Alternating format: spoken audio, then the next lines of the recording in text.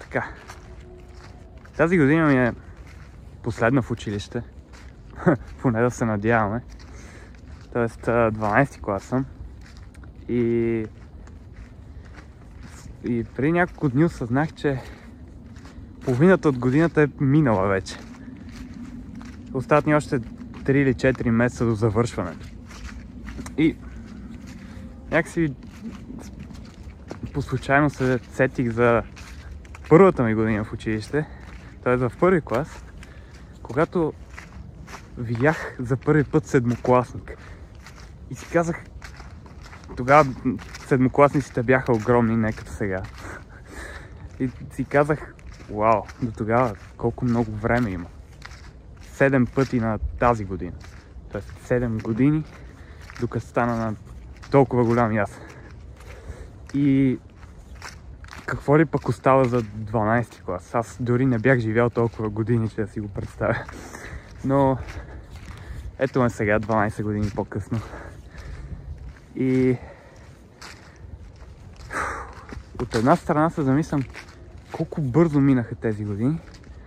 От друга страна се разкайвам, че не успях да им се насладя така както бих им се насладил, ако имах възможност да ги живея отново сега. Бих дал всичко да мога да се върна дори в 8-ми клас.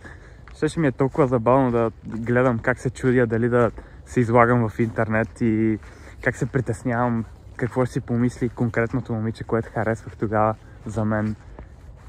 Но също така ми е жал, че не съм се насладил максимално на тези моменти.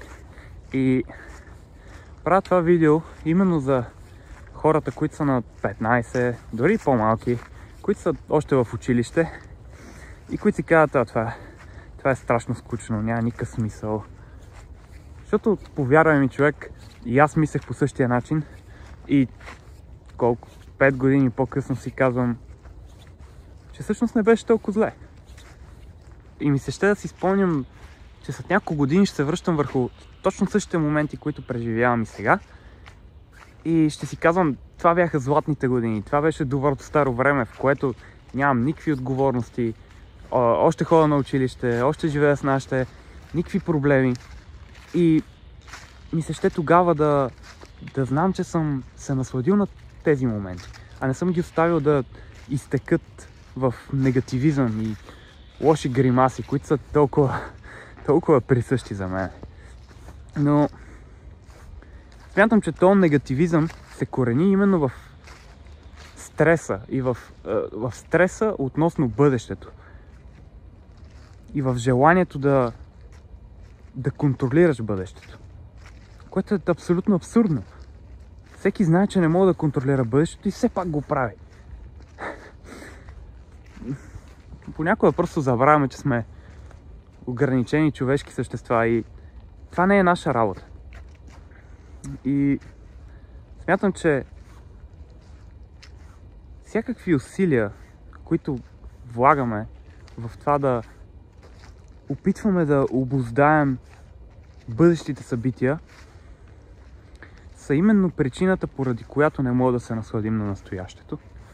И както казваше един мой любим философ, такива хора живеят между другото. Оставят живота им да изтече като пясък през пръстите им, защото са толкова устремени към бъдещето, че живеят между другото. Междувременно живеят, да. Това е така.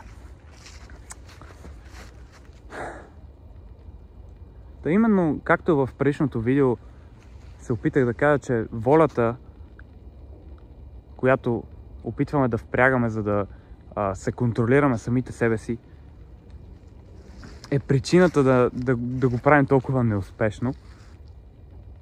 Е също както и стреса и пак усилията да опитваме да контролираме бъдещето.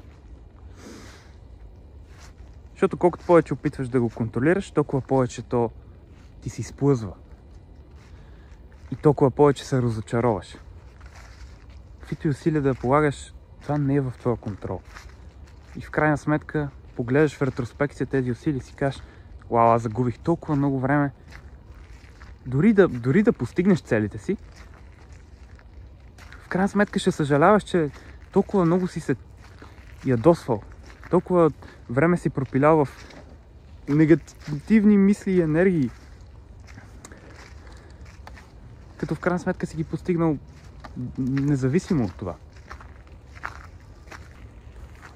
Затова благодарността и съзнателността са, според мен, единствените начини, по които можем да се върнем обратно в настоящето и да се насладим така, както трябва да му се насладим в крайна сметка.